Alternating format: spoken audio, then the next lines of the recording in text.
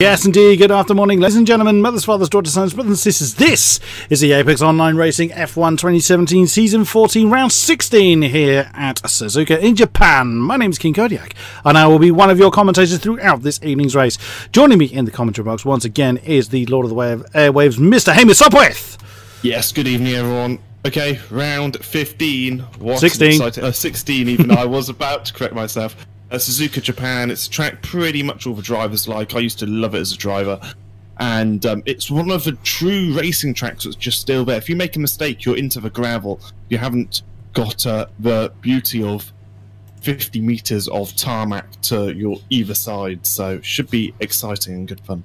So Topar, what lap time he got? It's a 26.9. That's sub 27. So good job from him. He's going to be pleased with pole position. And only two drivers broke that 127 mark as well.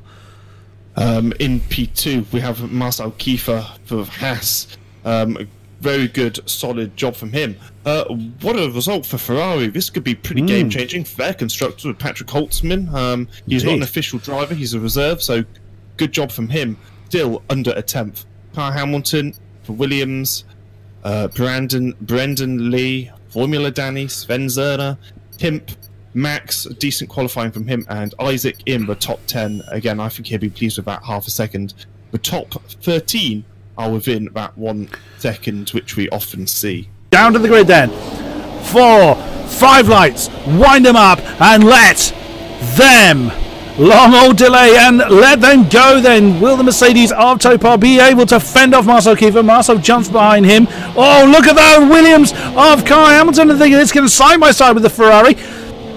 Great start then from the second row. So we get down to... Oh, Patrick Holtzman has actually been able to hold on to that. Brendan Lee flew through to take that fourth position through the SS. As always, very, very brave at this stage of the game. Look at that. That's Formula Danny trying to do something to improve his position. And there's the Renault Spencer trying to get through. Tim's right there as well. It's always a very nail-biting moment when the cars are this close together, especially in somewhere like the SS. Marcel Kiefer keeping the pressure on Topar at the moment, but about 3/10 separating each car in the top three. Patrick Holtzman is already started to fall behind a little bit of Marcel Kiefer. He's got Brendan Lee right with him. And oh, we've got trouble. Oh, that's a big impact back there. Is that Timp that's in trouble? Yeah, big chunk of wing missing from Timp. And Sven. Oh my goodness me! We saw it. Oh, we've lost Sven. Oh my goodness me! Look at this. You've got a big old chain of cars here. This is Fela, Seagrove, Fabrizio Donoso, and Non-Runner all in this. Oh goodness me! Fabrizio Donoso looked like he was kind of slamming at the back of Seagrove, but Seagrove's had a good run on the exit of the Casio Triangle, probably due to the fact that Donoso had to get out of it, and Donoso's then reeled him straight back in again into the first turn. Now coming through the S's, unless he tries something very, very brave. Few people have, but it's very hard to do through the S's. It's interesting that Fela on the soft compound tyres is actually slower than Seagrove and Fab Racer on the medium compound tyres. And you can't help but think the Fab Racer, or Donoso, as you guys might know him as, he's so much faster. Look at the speed he's carrying through the deadness. In fact, I think he's going to try and move up into the hairpin, surely not around the outside. You don't need to hit the apex, so he is going to carry speed even through the corner. Late braking, and what a fabulous... And he's got it done. Nice one. Marcel Kiefer, yet again, all over the back of Topar, and they have broken away from Patrick Holtzman. So, and Brendan is not able to really do much. So these super soft tyres are probably getting to the point where they are, they are just done. Yeah, I mean, I wouldn't be surprised to see Brendan come into the pits very soon, and maybe even Patrick as well. Only because there's a nice little gap forming from Physicals. Oh, Kalon. If you're going to do it properly. Oh, that's on the way down to Degner 1. 3 wheels on that wagon. That's probably frustration. I mean, we saw him having that big spin. Maybe some damage on that Toro Rosso beforehand. And another casualty of this race has been claimed. Donoso again. Look at that. He is pushing that Sauber along the road. But he has got the Renault Non-Runner now right with him. So... he can't entirely just look ahead. Whoa, he had a look on it. That would have been very, very brave to throw it on the inside of Degner 1. Now, is he going to try this again? He had a look on the... He is. He's going for it. He's gone side by side with the Sauber. Can he outbrake Fader? He's done it once. Can he do it twice? It's bold, it's beautiful, and it is done. Topar, oh, that was brilliant stop for Topar. He's come out in 4th. Brendan has come out in 10th. He will not be best pleased about that because he's of course on the slower tyre and in a lot of traffic. Topar timed that brilliantly well, right behind the ever-charging Fabrizio Donoso. But it depends how much life that Donoso has left in those tyres. Oh my goodness! Ooh. Oh, either we let him through or he was just getting very out of shape through the S's. And what an opportunistic move by Topar. Wow. Topar's in a fantastic position. He's got slick at the moment and he's going to try and move. Wow. Move. But now he's got the 1, 2, 3 drivers, that slick, Fabrice and Failer, to Marcel Kiefer, which is his main rival. This is massive. For Topar, I mean, these points, this might be the race that allows him to win the championship if it finishes now. We're on board with Marcel Kiefer at the moment. He's got a great ringside seat for that battle. That car up ahead is not Topar. Topar's already 3.5 seconds down the road. That's actually the ghosted ACR nobody. So that car's obviously not going to play a part in this particular battle. Now, Donoso, look at this. Marcel Kiefer's done a great drive on the exit of Spoon. He's being pushed to the wall. Ooh, he had to back out. There was no room for him to carry that one on. And yeah, that was only going to go wrong if he tried to keep that move going. Yeah, Donoso side by side. Sorry again, Hamish. Ooh, the Haas just came steaming up towards Fab Donoso. Sleek's got himself a penalty now. Look at this now. 4-car train Formula. Danny is now involved in this mission. Oh, impact! Impact! We saw a piece of wing. Donoso's lost that position to Marcel Kiefer. Oh my God! Marcel Kiefer actually claimed both of them. Look at that. Both Saubers on the soft. The McLaren and Fabrice has actually come in quite wisely. Those mediums must be completely dead. You can see him on the right hand side there. Now the DRS is going to come in. What's going to happen here? Oh, you saw Failer take a very defensive line. It's going to compromise him into turn 1, but Secret can't capitalise on that. You know what I think, Kodiak? I think... Whoa! Oh my God! Max, and wow, fair play for Max. What a move. Now, is Failer just going to let Max go? I would imagine that is what they have are talking about at the moment. So let's see what Failer does. Yeah. And I would say no. It could be that. I think he might be trying to, is that Max can't quite get the power when he needs it. And now Segro is going to try and capitalise on that. He's actually overtaken Failer, so that has gone very badly wrong for Failer. But Segro has gone deep into the hairpin.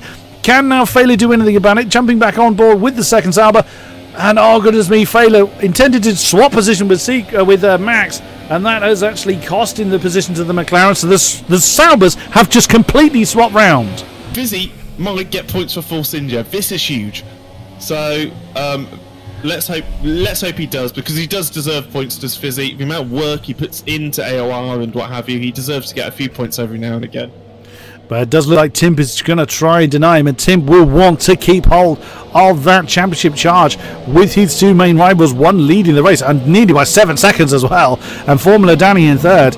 Timp is going to be chomping at the bit to get past that Force India and try and regain some ground. Brendan and Formula Danny, well, Brendan hasn't really got anything to lose, to be honest. True. Danny has. In fact, Danny has a championship to lose. Brendan has absolutely nothing. He's not in a mathematical position. No, mathematically impossible for Brendan. He's just here to prove that he is the fastest driver. And they are running out of laps now. There's only 3 laps to go. So Brendan will now have to really start putting a move on. We've actually got a battle. Oh, he's going to have a look at the inside of the hairpin. He tried that earlier before, a lap or so ago. Probably tried it several laps now. And again, it didn't pay off.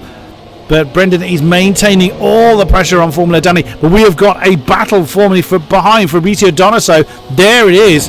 It's Donoso and Brendan's going to have a move on Danny. He hits his wheel and they almost spin, but not quite. Sorry about that. No, that's absolutely fine. I went to check on the battle that I thought was forming behind Donoso as the Segro there. Failer's only 1.5 down. Let's go. Oh, hello, Brendan.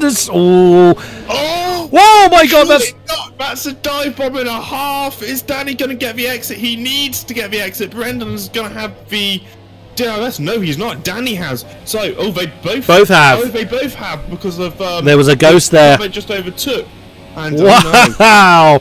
It lost for Danny. It had to happen that way, though. Brendan had been stuck behind that Haas for so long. It had to go like that. But let's just jump back. We've got 2 laps to go. 7, 8, 9 and 10 are within a fairly short distance of each other. And that's Segro having a look on the inside. Donoso flying off. Oh, no. Could this be the points? Is Tim gonna gain an extra couple of points? But no, not quite. Well, maybe. Yes, due to penalties. And Donoso's letting through. Donoso's letting through. Isaac Price is only is a second down. Oh my goodness me. Oh, and you just seen Donoso throw it around. Has he been the potential points he's been hanging on to for so long in this race? But your winner here is Suzuka. He's already having a big wiggle on himself. Here's the Mercedes of Topar once again. A peerless race by him. Second position again on the podium. A great drive for the Haas of Marcel Kiefer. 15 seconds down from Topar, but a great effort for him. Brendan Lee gets himself on the podium with that incredible battle he had with Formula Danny. Max is going to be very happy with that 5th position, I would think, in the Sauber. Hey. Oh, Max? Yeah, definitely. He's driven so well to come home P5 up 4 positions. Donoso was also my other driver of the day. Had he have finished a bit higher up. Slick has come across the line in 6th position. Here comes Segro. He was 10 seconds down from his teammate. Fader is going to hang on to that 8th from Tim. Tim did indeed cross the line 9th. Isaac Price in 10th. Fizzy actually got 11th. Fabrizio Donoso is 8 seconds down. His grip has gone. The car is just sliding around everywhere. I think it's fair to say Fabrizio Donoso has again. Those points have just slipped through his fingers. He's actually sideways through that last turn, unless he's just drifting it for the sake of it. And that is everybody done. Well, 4 rounds to do. It's still all to play for, but that is going to wrap it up for now. Thank you very much, gentlemen, for being with us. Thank you to our drivers for putting on an incredible show. Thank you to Hamish for being with me in the box, as always. No problem.